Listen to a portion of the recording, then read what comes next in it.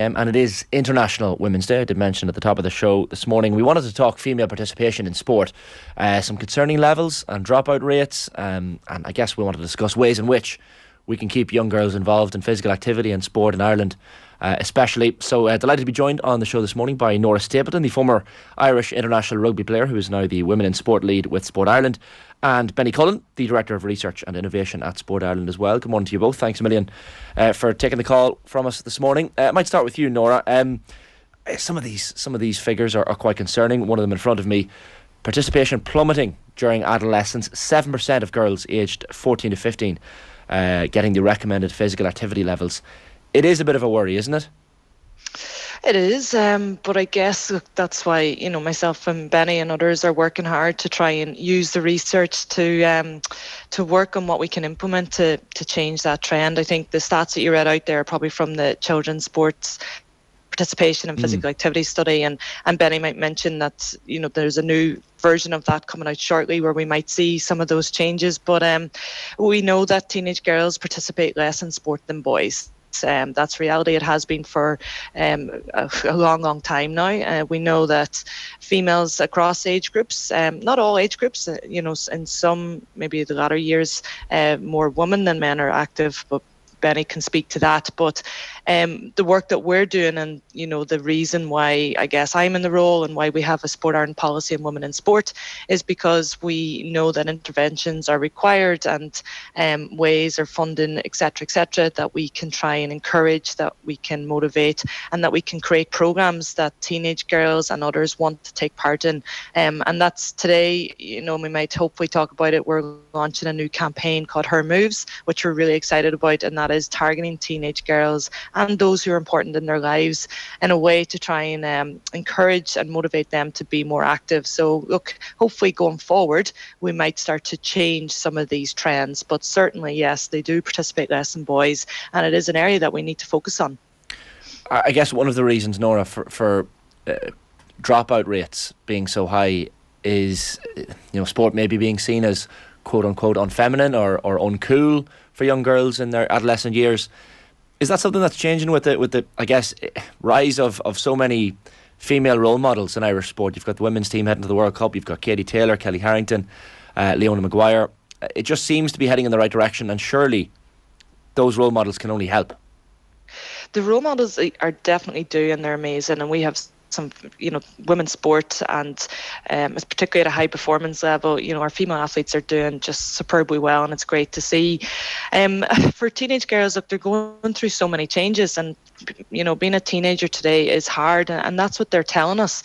Is it uncool? It mightn't be so much that it's uncool, it's more that they look too deeply at their own performance within the sport, or if they don't feel like they fit, or if they don't feel like they're good enough to be there, then it's easier for them to drop out than to try and stay up with maybe the performance level that's been demanded of them. So, we're looking at competition structures, for example, that can lead to girls being deselected from teams, or trying to hit certain markers or certain times, and if girls aren't reaching those milestones, they fall away from it. There seems to be no place for those that just love to run, love to swim when they can, as opposed to being the demands put on them to train as often as they can, or the way maybe our team sports are set up, you have to go training twice a week and you play a match the weekend, and that's where you play, and then if you don't get picked for that, where do you go?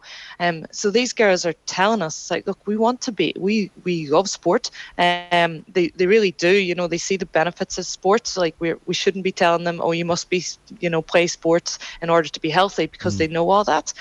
What we're trying to do now is reframe what sport looks like. We're trying to kind of change those kind of moments of pride, and take that away, that it's not all about winning, that you can have these other achievements and moments of pride within sport. But most importantly, we're trying to give the girls a voice in all this. So a lot of the research that we've done, we've spoken to teenage girls, consulted with them, so their voice is very much embedded in it, and they're telling us they want more adventure, they want to try more sports that they would never normally get to try, they want to do more stuff outside, and they want to nearly even mix in their own hobbies and behaviours within that as well. So we're encouraged in sports to bring in music, bring in art, drama, whatever it is, because the girls are saying to us, like, look, we're not just going to leave all our other interests behind and just play sports. We want to see that we're able to merge the two together as well. So it's, doing things a little bit differently. But back to the role models, like, they are so important and they're amazing. But those role models will inspire the next generation of elite athletes, or those girls who are, striving to be their best. The role models won't have as big an impact on the girls who are falling out of sport because they just don't love it anymore. And those girls, the ones that are inactive, are saying to us, look, I've heard of Katie Taylor, never seen her box, which is devastating for us from Sport Ireland. But unfortunately, there's a whole pile of girls out there that don't relate to our high achieving role models, and so we need to find other ways to engage them.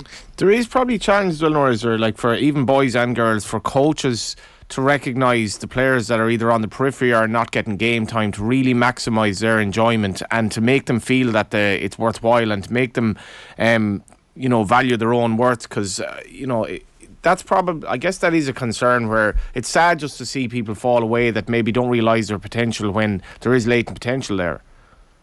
Yeah, 100%, you're right. And coaches play a key role, and isn't it so unfair of us to put like all this responsibility on coaches? I've coached, and I know the difficulties that can exist when you're trying to look at one cohort who are really want to win the upcoming match, and then you're looking at the longer picture of like, well, you're only 14. If I can get you through these teenage years and where you're hitting 18 and everybody's enjoyed it, everybody's improved, everybody feels like they're improving, they're learning new skills, then you've a much greater chance that they will continue to be active in later years as well. We've created a workshop called Coaching Teenage Girls in Sport, which is directed at coaches. And the whole idea is to help that coach construct an environment that's built around their athletes or players to ensure that everyone is kind of getting more from that and they're enjoying it. We talk about menstrual cycle there. We talk about what does fun mean within your training session.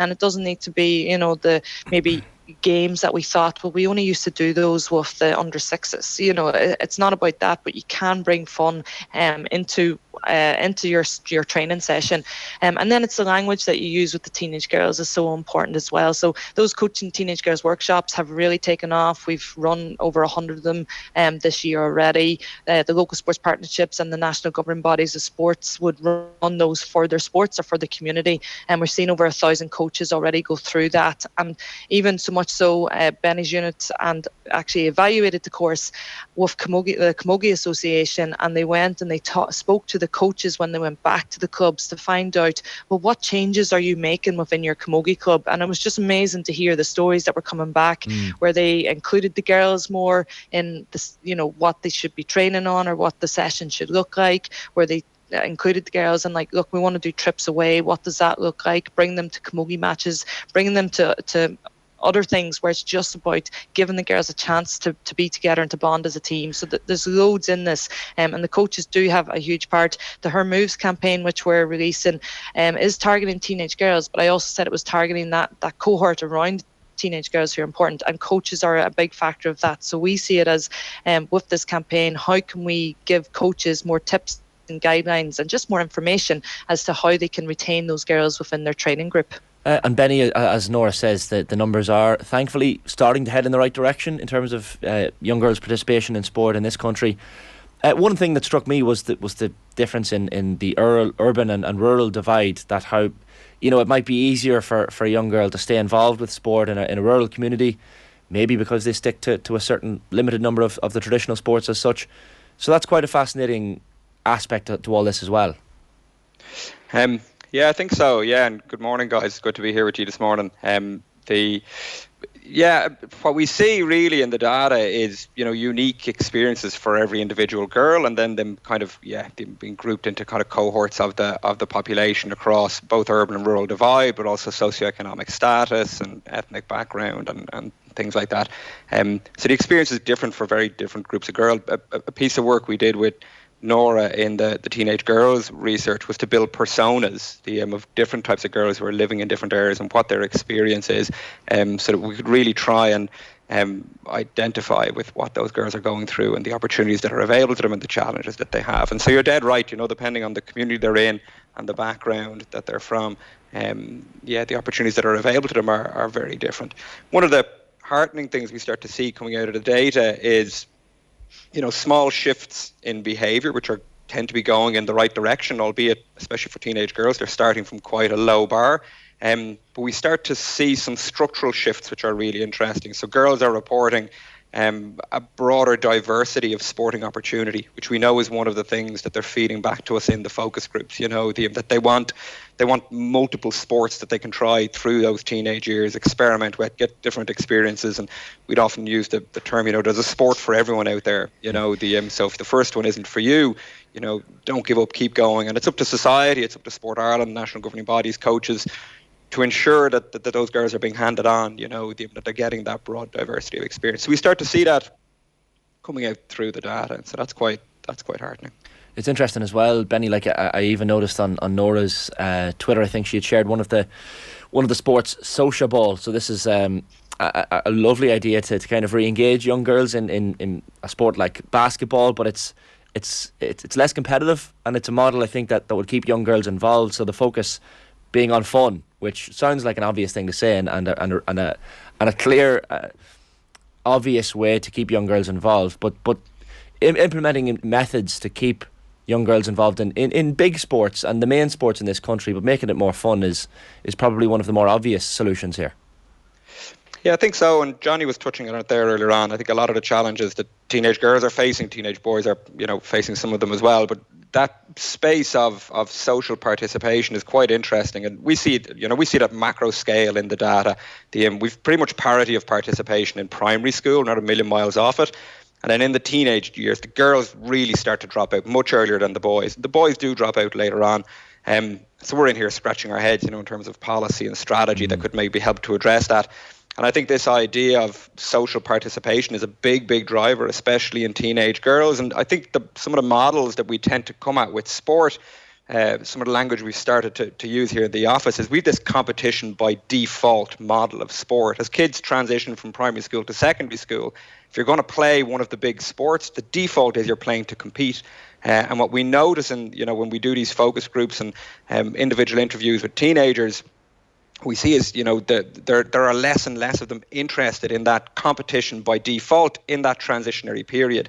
Largely due to the fact that they all mature at different levels, and so having competition as an option. So opt into competition. If you want to compete, you compete, but having a recreational option, almost a recreation by default, so you keep everybody involved, and that serves both the participation agenda. It should help to address this teenage dropout that we see.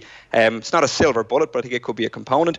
But as well, it should help the pathway issues that we see in Irish sport and the high performance end, because the more people you can keep involved, the more chance you have of identifying talent, maybe just because people happen to mature a little bit later, go through puberty a bit later. Maybe it's 15, 16, 17 by the time they really start to gain the work ethic, the physical and psychological competencies to be able to perform. And so if it's competition by default at 12, 13, 14, maybe you lose them there, So starting to see sports like basketball, and there are others, GAA and soccer, who are building these kind of recreational models of sport that run in parallel to the competitive element. And Nora mentioned the work we did with Camogie on the coaching workshop. And one really big thing that came out of the Camogie work was that the girls who were playing Camogie, they loved competing. That was a big, big motivation for them. So there are a heap of teenage girls out there who really want to compete.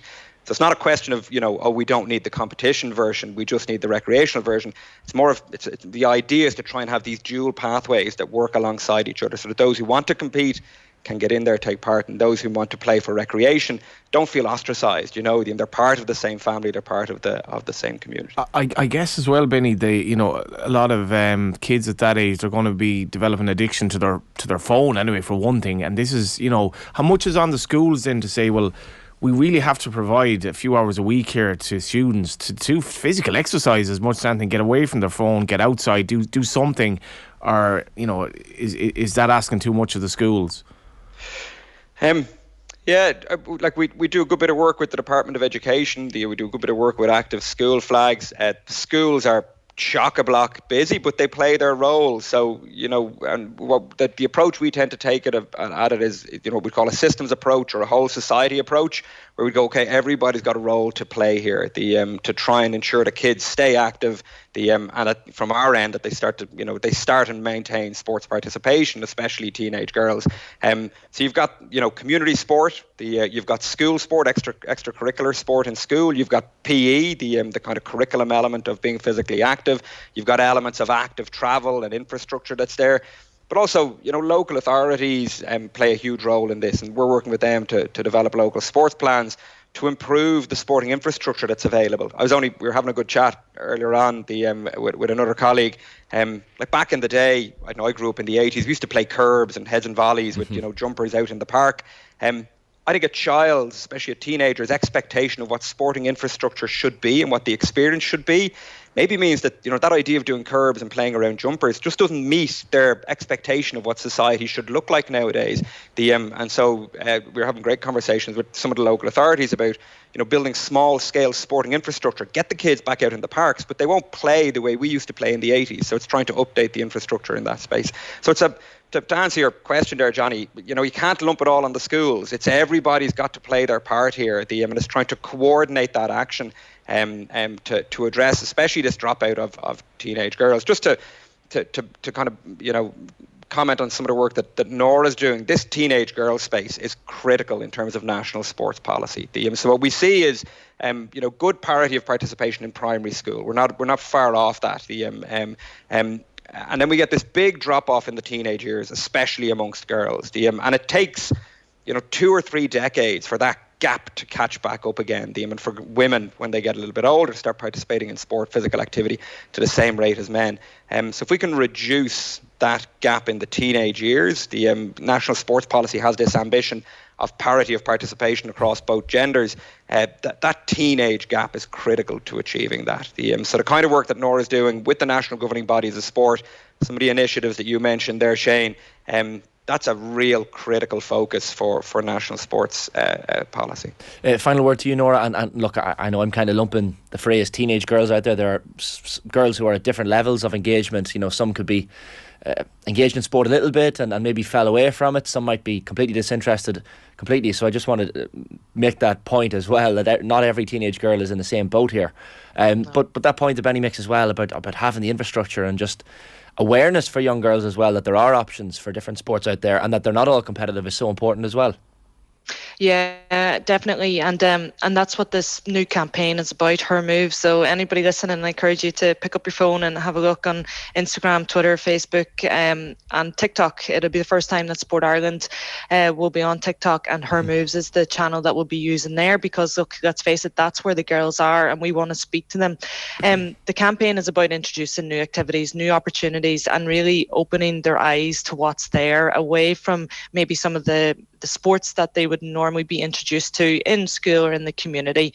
You mentioned basketball and socioball, and that's when Basketball Ireland first set up, that it was targeting adults and encouraging adults to get back and just play basketball. I've been to a few sessions myself. It's really good fun, because what I want to do, I just want to go, I want to play basketball, I want to feel like I've maybe got a bit of a fitness hit, and I'm probably not scoring some hoops, but I'm certainly trying. But they're now using that for the teenage age bracket, so they're bringing that in as one of their Her Moves programs.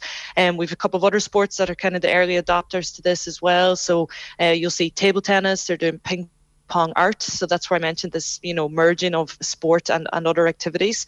Tennis Ireland are doing serve swap, so they're bringing in a kind of sustainability element to what they're doing, just getting girls playing tennis, but they're also going to teach them to upcycle their clothes, etc. And we've got loads more, and there's lots of NGBs as well that will come on board. Really, it's about starting it, and I might just mention one of the local sports partnerships in Sligo. They're doing this amazing program where it's a surfing program, but it's actually also teaching the girls to teach others. Like they're doing a kind of inclusive workshop where the girls will then teach other kids how to surf.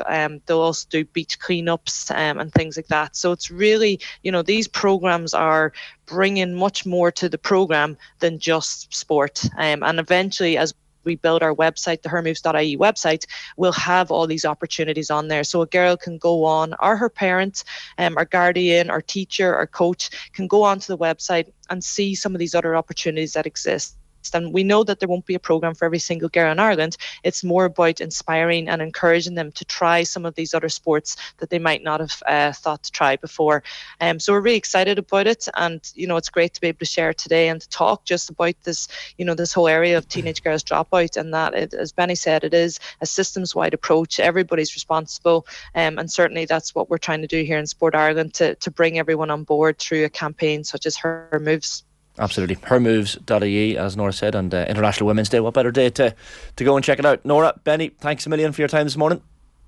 Thanks so much. It's been great. Brilliant stuff there. That is Nora Stapleton, the former Irish international rugby player, who is now the Women in Sport lead with Sport Ireland, and Benny Cullen, the Director of Research and Innovation at Sport Ireland.